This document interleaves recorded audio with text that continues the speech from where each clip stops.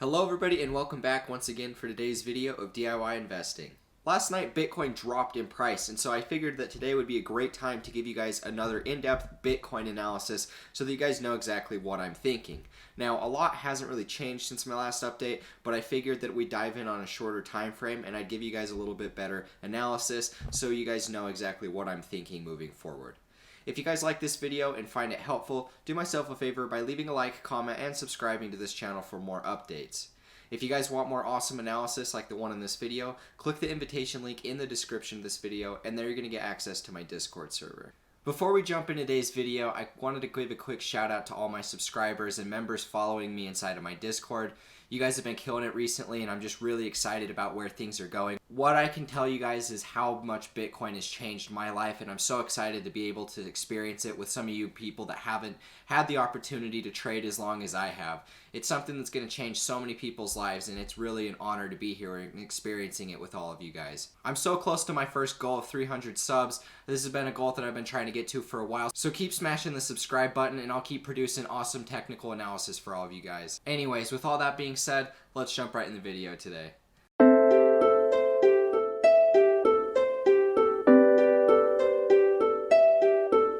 Now, for the monthly and the weekly are going to be very similar. I'm not going to go to in-depth analysis with that. Really, all I need to talk about is a couple levels that I'm watching, and really my levels haven't changed since my last update. You guys already know that I've been watching 11.5 pretty closely now. As we've continued to consolidate underneath this resistance, in my opinion, it's looking weaker and weaker.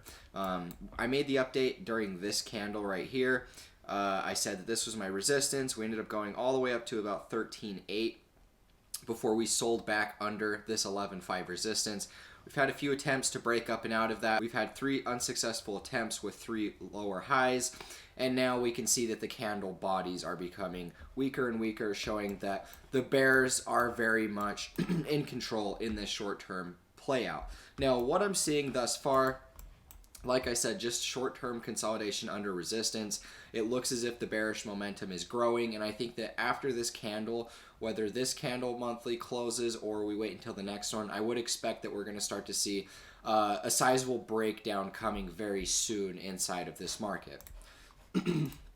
So this takes us to a weekly time frame.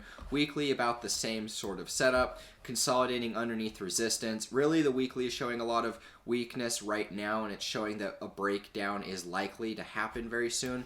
We have really our last support floor at about, on the weekly, we have our last support floor at about 9,500.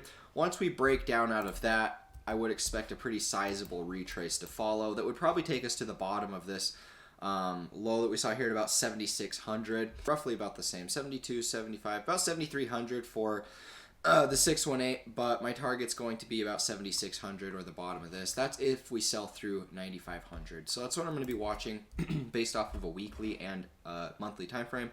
Now let's dive into the daily. So the daily, getting in there a little bit closer, we're going to start to see that this is really where these 3 lower highs come into play.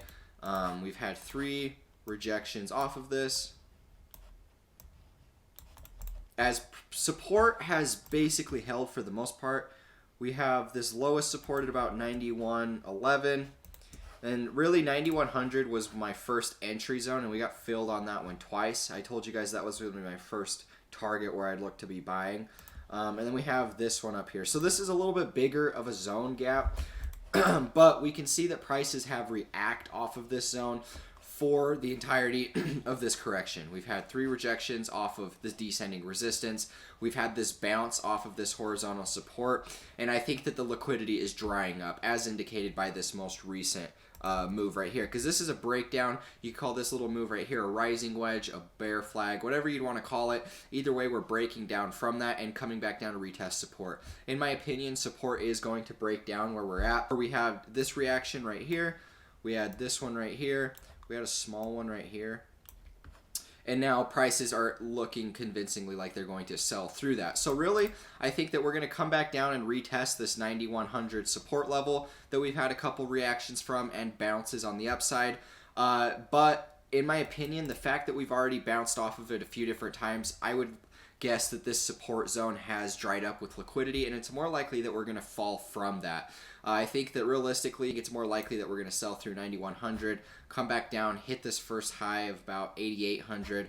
But really, if we sell through this support floor at 9,500 is the weekly support. And I think that if we sold through right there, and we're very close to doing so already, about $500 shy, if we sell through that, you guys know that my target's going to be about 76. That's going to put us right here. And I've been saying that for a little while. Now, before we finish up looking at the daily, I'm going to show you guys my 2 targets that I'm watching for. Now, 83.50. 83.50, and then down here at about 7,600. Those are going to be my next 2 targets for the potential of a breakdown of support at about. Really, my support zone that I'm watching for right now, if we break 9,500 convincingly, meaning which shows that it's more likely than not we're going to break through and sell through that area, then these are going to be my next 2 targets. But this is what I'm going to be watching out for. We have lower highs, we have continuous bounces off of a given support zone. In my opinion, that shows that there is a lot more of a bearish sentiment, especially the fact that we are selling through my resistance level, and each bounce that we have into that liquidity, we are getting a less significant bounce. So it's looking a lot more bearish. So pack your bags, watch it accordingly. In my opinion, it's more likely that we are going to sell through this floor and have another sizable drop. Now, let's dive in and take a look at the 4-hour, and then I'll kind of tie together all of my thoughts here. So if I was to play this market, as of right now where we're standing, if we come down and hit my next 2 targets, which I would expect us to, from where we're at right now, that's going to put us at about a 7% drop, and then downwards of 25% drop. And so if we go from the all-time high of that move, or the cycle high of that move, and then drop us back down to the $7,600 area, that's going to be about a 44% correction from the high of that move. And so in my opinion, we're not that far off. It's not unrealistic to think that we could have another leg down, even though we have dropped from the cycle high to the cycle low. Was about 33%. I told you guys that it is possible that we could see a 40% correction, even if it's a little over 40%. Really, that's what I was watching for, and that's what I've been telling you guys to be watching out for since some of these low points down in here. I said that the likelihood that we would see a 30 to a 40% correction would be high, and so it's really important that you're taking advantage of this while it is here. This is a great opportunity to be buying. I would expect this to break down, so I think that we're going to have one more leg down. With that next leg, guys, I would expect that sell-off to be very short-lived. I don't think that we're going to stay at those critical lows for long at all, and we might see somewhat of a spring effect. And what I mean by that, before we finish this video up, let's drop it back down in here. Let's go take a look at Bitcoin from about 3K down to about 1,800. And this is what I mean, guys, and this is the way that, in my opinion, the corrections are going to behave. In this next cycle, I think that they're going to be very quick in the way that they accumulate. And really, it looks a lot like what we're seeing right now. So we had the cycle high, we sold off from that, and then we kind of bounced around at this support level before we started selling through. Where we would be is about like right here, where we're starting the breakdown.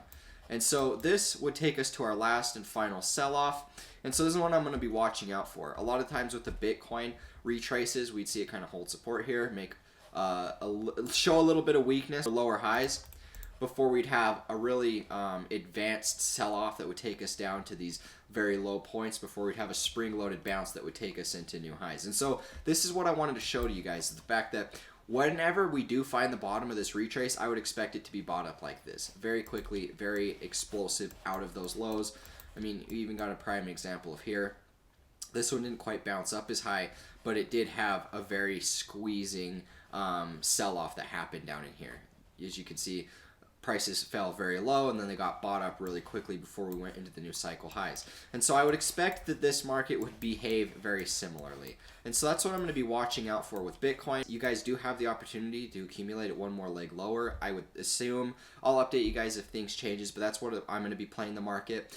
But with that sell-off, you guys, I don't think you're going to have a lot of time to be actually looking to place your entries. So make sure you have a plan in place before the breakdown so that you're actually able to capitalize on that momentum swing in the bearish favor. Because, guys, with this next leg up, after this move, after this retrace, I would expect that we're going to have a very sizable impulse back up that's going to take us to this all-time high mark.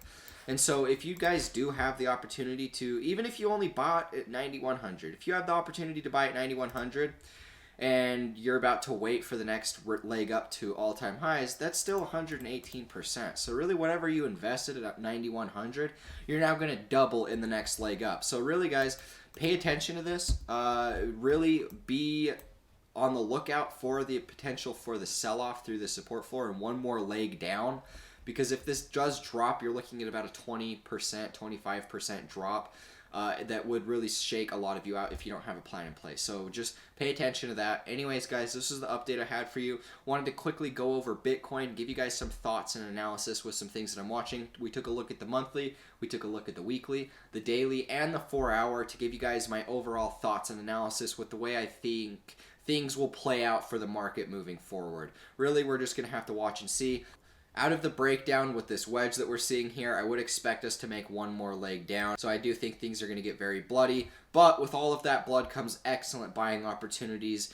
I think that the altcoins in this time, to kind of brush up on some final thoughts here, if we do drop for another leg down, the alts are going to follow suit. I would think that the dominance has the potential to kind of go up even with Bitcoin dropping for another leg lower, because I think that if Bitcoin drops another leg lower, the alts are going to do the same, except the altcoin drop is going to be a lot more volatile. And so I think that if Bitcoin drops for another leg down, the dominance is going to continue to climb. It could be the last sort of capitulation that we see. And something to pay attention to is the fact that if Bitcoin makes another leg down and the dominance goes up with it, I think that that could be your telltale sign of capitulation. That could be your real first sign that we have experienced capitulation in the alts, because it would start to show that there is a new pattern playing out. Whereas Bitcoin goes for a leg down, and then in that time where Bitcoin goes for a leg down, the dominance makes a higher high, right? And if Bitcoin drops for a leg down, I think that the dominance is going to hit close to that 75% mark. 75, maybe even 79%. I know I just made a video talking about how the altcoins bottom according to Fibonacci and the Fibonacci sequence.